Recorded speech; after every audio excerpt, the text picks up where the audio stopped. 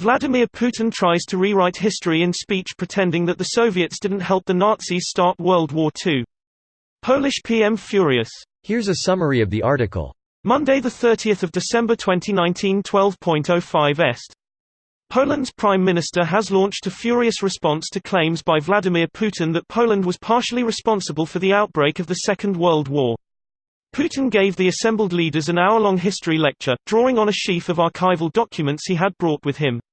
Morawiecki said Putin was playing with history in order to distract from international pressure over issues such as sanctions and a doping ban for Russian athletes.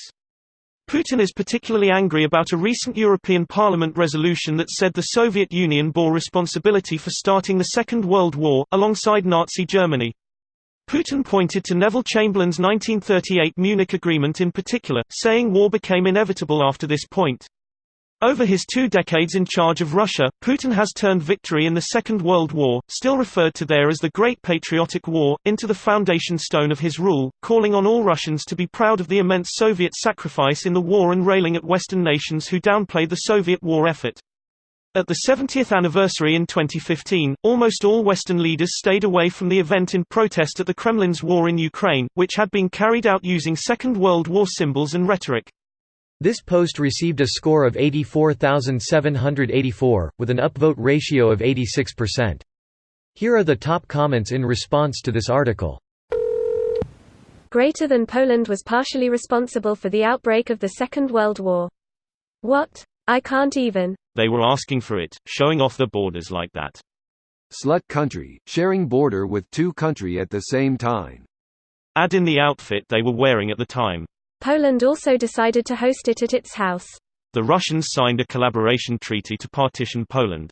The records show Russian generals and Nazi generals hugging and kissing each other's cheeks. After this new partition, Russians initiated ethnic cleansing of the occupied territories. The Russians assassinated 20,000 Polish officers in the forests of Katyn, Starobielsk, Treblinka. They just want to bring everyone down to their level. They are seeding dissent and controversy everywhere it can. The US and their so-called strategic anti-missile shield was clearly meant to reduce that deterrent. They took our entire state's reserves and priceless treasures and never gave shit back to this day. It looks like OP posted a Google AMP link. These pages often load faster, but AMP is a major threat to the open web, and your privacy. You might want to visit the normal page instead.